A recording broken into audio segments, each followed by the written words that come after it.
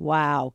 Today, you are going to be privileged to enjoy a very, very fun and entertaining and interesting and informative conversation that I got to have with Dr. Stephen Lieb, but I'm not supposed to call him doctor anymore. So Stephen, he is an investment advisor and the founder of Lieb Capital Management in Manhattan. And for more than 45 years, he's helped investors navigate markets through newsletters, books, blogs, appearances. He's been on CNN, Fox News, NPR, and Bloomberg. Wow. I mean, it was so much fun. And we talked about gold as the foundation of money and geopolitics and what's happening in Venezuela and Russia, and lots of things. So, Stephen, thank you so much for joining us today. Looking forward to this. I know you're a big silver fan. Mm-hmm. And I've seen you hold up silver before, and these are. I have lots of gold and silver in lots of different forms. I don't have any. Well, I have gold in a safe in the other room, but silver. I think I have. This was $1 in coinage. Now it's 71 or whatever. Silver's down some today. It's 70. Yeah, $78. I think, if I'm reading it right. This was $1. Not too long ago. I mean, I don't know exactly when it was minted, but I mean, I really did. I don't know. Maybe I copied you. I know you didn't copy me. I know that that I very well may have copied you. Well, in doing it. That at one point that silver dollar was the same as this 20th of an ounce of gold, this itty bitty teeny weeny piece. No, I did not know that, but it does not surprise me. Right. It does not surprise me. This is $1 gold coin versus, this is new, but the silver dollar versus, where is it? I saw it in here. Here it is. Is that it? Yep. Versus a silver certificate. Well, that's different. I thought you were going to just hold up a dollar bill, which is worthless. No, a silver certificate is worth something. Well, I probably didn't pay more than $5 for it because I don't pay a lot for the paper money. But it's how they do this transition, right? So for 20 years, all three of these were in the system at the same time. I also like to do it with the $20 gold piece because that I do have the $20 bill. And look at how much. So here's the $20 gold piece.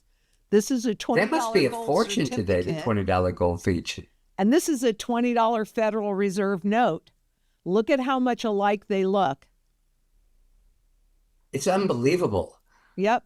It's unbelievable. Yep. I mean, the thing in the bottom is today's $20 bill. That's what you would carry in your pocket to go to grocery shopping. This is actually dated I'll show you this just because I think it's interesting. Maybe it's not. But yes, this is interesting. 1969, this bill is. And what I like about it is it says on the top Federal Reserve note. And a Federal Reserve is a private corporation, as you know. And a note is a debt instrument. So since all three of these operated in circulation at the same time, together at the same stated face value, when they took the gold out of the system, they still had this. And people were used to this for 20 years. It's beyond crazy. It's beyond crazy. It literally is. I mean, basically, everything changed when they took gold out of the system, in my opinion. I mean, this is, what I believe. I mean, I think that the country, every country has things that are wrong with it. There was nothing ever perfect about this country, but it was the greatest country that maybe ever lived. I mean, the 30 years after or 20 years after World War II, there was a lot of things wrong. The CIA was formed by Hitler's general. I mean, I know all this stuff. It was terrible, a lot of terrible things. But despite all those terrible things, I mean, really starting in 1935, we did nothing but creative things. The transistor, the laser, the internet, Everything came out of the US. We're still depending on our technology. And we've turned it into, I'm not going to use a bad word on your channel, but I mean, we've turned it into dreck. I mean, I think a Jewish word that means, whatever it is, Garbage. because everything became short-sighted. Right. I mean, you cannot run a monetary system where you're desperate for what the next quarter is going to bring out. And that's what we went to. I mean, the transistor was a work in progress that started in 1935. What company is going to start today, with the possible exception of Berkshire Hathaway? And they've been at it for more than 10 years or 20 years Right. with their railroad, et cetera. But, that's one exception. No country is going to spend 10 years developing research. And so what did we do? Went off the gold standard, which, forced everybody into this monetary mode of thinking. And, the next thing you know, the greatest, probably, I mean, people might argue with me, but the greatest research organization that maybe the world has ever known. I know that sounds hyperbolic, but I think there's a good case for it. Bell Labs. What did they do? They broke up a government-owned or government-managed monopoly. But AT&T, used to be this monopoly. They were in charge of communications. And, the government controlled how much they could charge. I mean, it was called the widows and orphans stock. I do remember that. And first thing they do, I mean, not the first thing, but, shortly after the gold standard went by the Bayside, they started thinking about breaking up AT&T. Okay, I mean, I can understand for competitive purposes, but for goodness sakes, they had subsidized, in terms of the allowed rate of return that AT&T could earn, virtually an unlimited budget for Bell Labs, and for very good reason. Bell Labs cooperated with in MIT, the government. I mean, it was just a magnificent organization that, I mean, they did everything from validating, well, people question it now, but validating the Big Bang, how the universe was created. The Nobel Prize for that came out of Bell Labs. The transistor came out of Bell Labs. The laser came out of Bell Labs. Superconductivity came out of Bell Labs. I don't know enough science to list all the things that came out of Bell Labs. So, okay, they break up AT&T. You could sort of justify it. It was working well, but they had a choice then.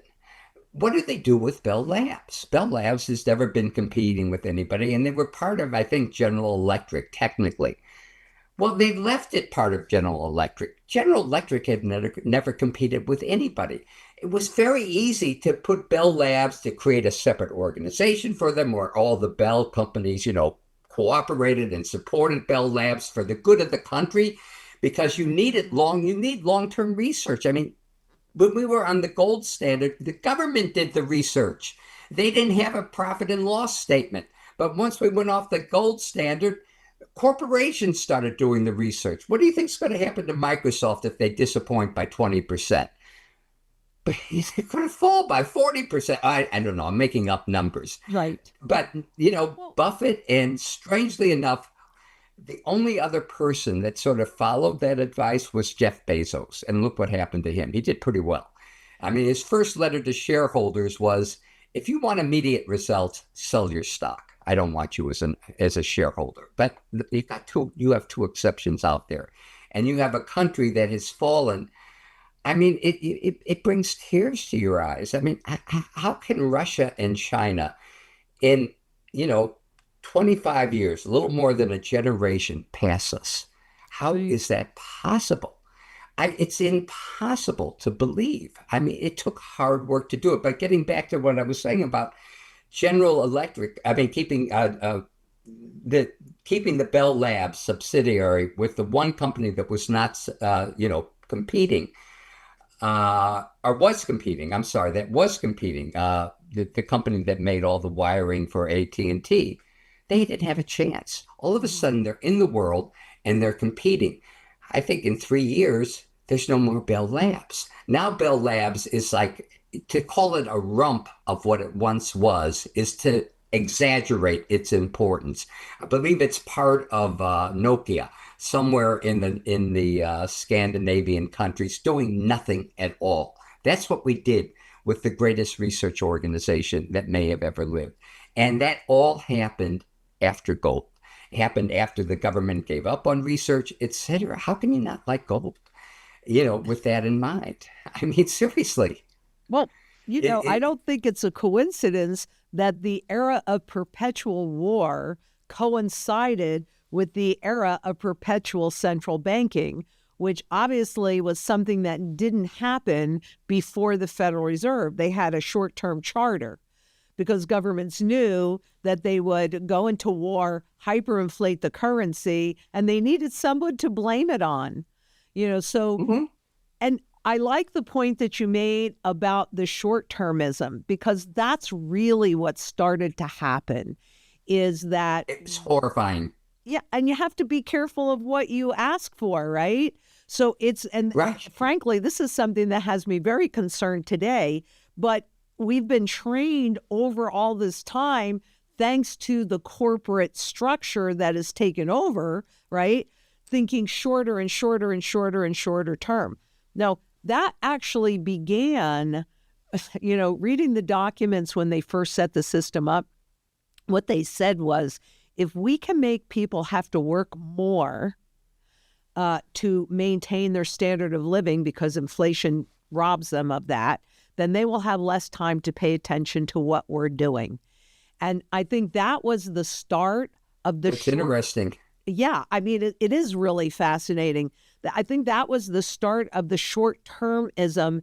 And also, when you look at the early research, and I'm happy to send you some of this documentation, but here's the Yeah, I'd love crazy to see part. it. And this is the part that has me concerned. And I really wanted to talk to you about it because I showed you earlier, how they make these transitions, right? From a gold Right. standard No, it's very interesting history lesson in a few pictures. but they did the same thing in the 70s, and actually, and Japan has been very staunch on this. They knew that with inflation, we would go beyond the ability to have one wage earner to support a family, so that family was nuclear, and it was cohesive. Well, they needed to. Okay, I can't say that this was fully their reasoning, right? But what in effect actually happened in the 70s when we went completely off the gold standard and the fifth gold confiscation took place in America when they basically confiscated the gold that we were holding for foreign governments. They could no longer pull their gold out. That is a form of confiscation. But It they totally knew that is. Yeah, pardon? it totally is. Yes, it is. I'm agreeing. Yeah, totally.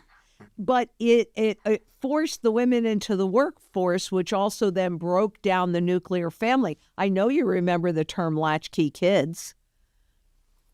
Look, I hate to talk about things like this, okay? Because, you get into, all sorts of political terms, wokeism and things like that. But there is no nuclear family in America right now. Correct. It's gone.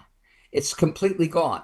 And, basically, I guess you have to, add the adjective that a nuclear family, there's nothing wrong with a stay-at-home dad. Look, if Right. I could have chosen and go back to history, go back to when I was a young kid, got married, had kids, I would have chosen to be the stay-at-home dad and sit home and write and take care of the kids. Let my wife do the work. In fact, my youngest was once asked, I think in kindergarten, and I don't think it just evidenced, brightness as much as just a comment that, kids make. He said, "What do you want to do when you grow up?" And it was, well, however old you are in kindergarten. He said, I want to stay at home. I want my wife to do the work. It's nuclear. It's still a nuclear family. Still in nuclear. I Yeah, mean, it doesn't matter. I agree. it doesn't matter.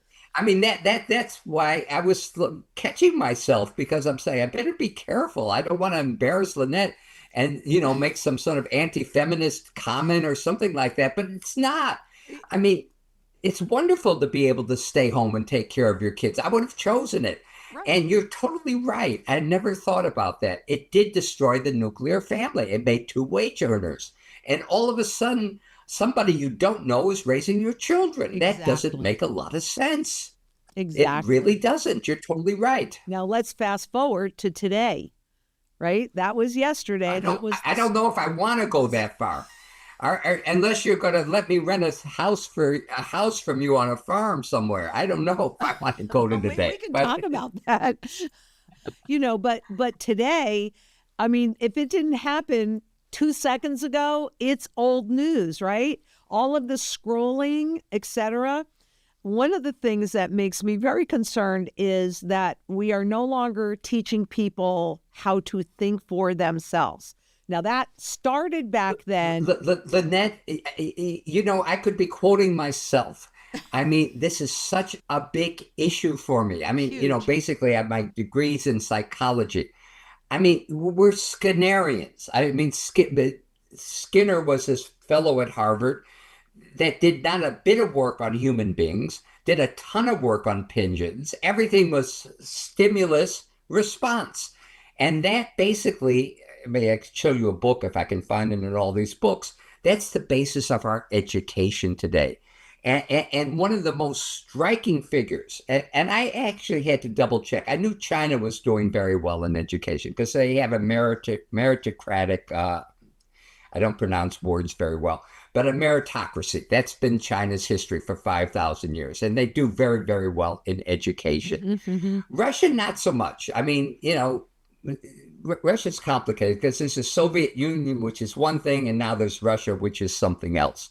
Soviet Union was horrible under Stalin, etc. But I don't want to get there. But the thing that really amazed me is that Russia has passed us. Russia, which back in 2000, you know what their GDP per capita was in 2000? Russia, No, I know. $1,000 per Well, capita when Putin took power. And that's when Russia became Russia again. He was a drunk. I mean, Yeltsin's slogan was, if I'm not drunk in the morning, it's a wasted day. I mean, that was basically, I think, his slogan.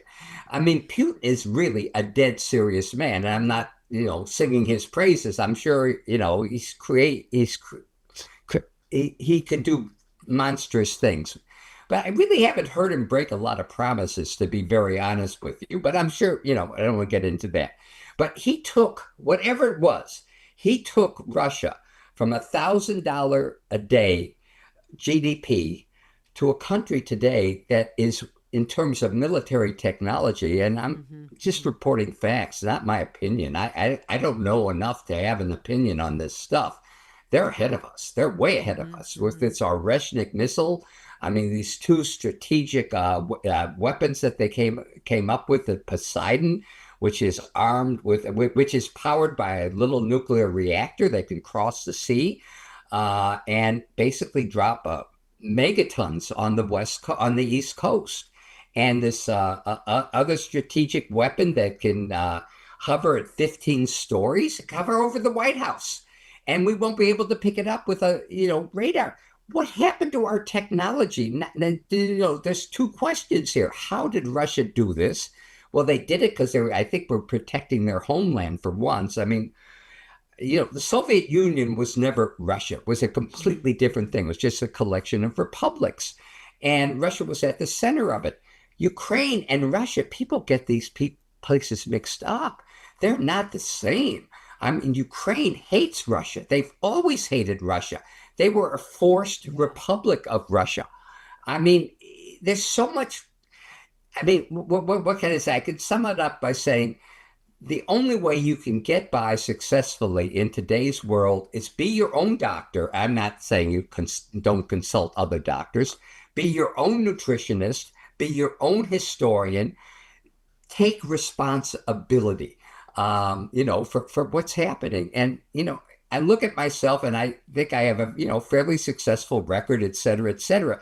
The only thing that I have going for me, the only edge that I can say that I have going for me, and I'm being completely truthful, I'm coming back to your comment on education, is that I don't want to get into my childhood, but I really did not have a mother and father. I did not have authority figures to look up to. So I had to verify everything. It doesn't mean that I dismissed authority, but I was forced to prove things to myself. And that's what saved me. I mean, intelligence is really a personality characteristic. It's not something that, you can test for on an SAT score. I don't care what your SAT score. I don't think I've ever asked anyone I've employed Right. where they went to college, what their SAT score. I don't care. I couldn't care less. I want someone that's creative and can think. And that's what it is. I mean, creativity, humanness, what we are, it's basically personality. Intelligence is a word that we made up here. It was made up by a guy named Benet in France because he wanted the most capable white men to do work. I mean, that's not a good definition of intelligence. If Right. I'm in Australia, lost in the Australian jungles, I don't care if you've got an IQ of 500. I want to get out, and I'm not going to get out unless I can find an aborigine that lead me the way out. I mean, intelligence is just something, and maybe the culmination of this whole thing is AI, because AI is not intelligence. I mean, it is basically just a bunch of wires, and it has no creativity, no humanness, no generosity, no sense of anything. I don't know how you feel. I mean, on that particular issue, but that's my take. That actually goes into what we were just talking about. Because today, even in Education. schools, the teachers are saying, I don't know if AI generated this or the student generated that. And that is really, I would say that that my personal advantage and what makes me different, number one, I am definitely a creative, but I show up and do the work. You got to show up and you got to be It's curious and you got to do the work. And I'm concerned it's that as much as we've taken away since the 70s and then going back to the 13s, you know, who is going to have the ability to think these things through? I'm as good as I am because I've been doing it on some level for 70 years, right? I mean, you and I are the,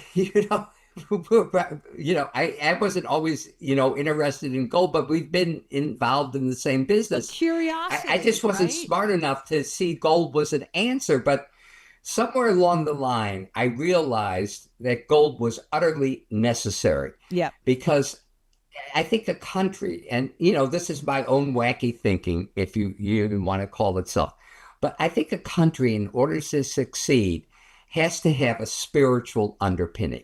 And democracy is a wonderful underpinning, but it easily loses its spirituality. And I don't want to get into this philosophical political discussion, but when we went off the gold standard, we lost our spirituality Mm-hmm. because gold provides a bridge. Gold is the only element that is intrinsically beautiful. You value gold for what it is. It's beautiful. Anybody, and it's beautiful across the world. There's not a religion in this world, whether you're talking Buddhism in China for their New Year's, which is coming up in about a month or so, they're going to be wearing two colors. I mean, a lot of them, red and gold. Gold does not stand for money. Gold stands for the heavens. Gold's a religious artifact throughout the world. Red stands for what is on earth. So gold has this ability, and sometimes it's abused. It really is, but this gold has this ability to sort of cross this bridge. It can be at once a spiritual, beautiful metal because it's intrinsically beautiful and valued for itself, and it can also be a monetary metal. Yeah, there is Midas, but it's very interesting that countries that have been on the gold standard, I learned this late in life. I mean, when I say late in life, I mean possibly within the last 6 months, that countries that have really been devoted to the gold standard in the 19th century and this century, for as much as we were, they've done great. They have done great. They Right. really have done tremendously well. And it can't all be coincidence, Lynette. It really No. can't. And you read philosophers like, Simone Weil, who's a favorite of mine, and wasn't a fan of monetary things. I mean, she died when she was 32 fighting against Franco because she wanted to take the same rations as the soldiers. So this is hardly a materialistic, young woman. But even she admits in one of her writings that when France was on the gold standard, system ran much better, much better. I mean, she had to do it reluctantly, but she did it. I mean, and she said, gold's beautiful. She couldn't deny it. It's beautiful. It really is beautiful. You need to cross this barrier. I really believe in that. Maybe you think I'm crazy, but I mean, I think that is so important. Well, I think you probably are crazy, and so am I. So that's okay. Probably am, and you're probably right. That's okay. I mean, For me, and I agree with everything that you've said, but I want to add a little bit to it, right? sure. And I'd what love to I hear. want to add to it is that because of the properties that gold has particularly, it's used in every single sector of the global economy, which makes it above the ability of governments and central banks to inflate away and abuse because it has the broadest base of demand. I cannot agree with you more. And you added something just now to my way of thinking. So sort of the way, and I think your way of thinking is I want to confess, I think it's a little bit better than my way, but I think you can combine them. Gold is valued everywhere, Mhm. and it's valued as a religious artifact. And one of these reasons is that it's malleable. It's the most malleable metal there is. It's the most ductile metal there is. So even though it's very costly, churches can afford to decorate churches with it because they can stretch it, etc. And every Exactly. religion again uses gold. Where so basically, I'm totally agreeing with you, but I think ironically, everything you said about gold is true. It's a wonderful conductor of heat. It's a wonderful conductor of electricity, and even nano gold is essential in medical stuff. But where I would sort of, It's add a okay if you nuance. disagree with me. It's okay. What? It's okay if you No, I'm disagree not. with me. I know it's okay. I mean, you're probably much more sure of yourself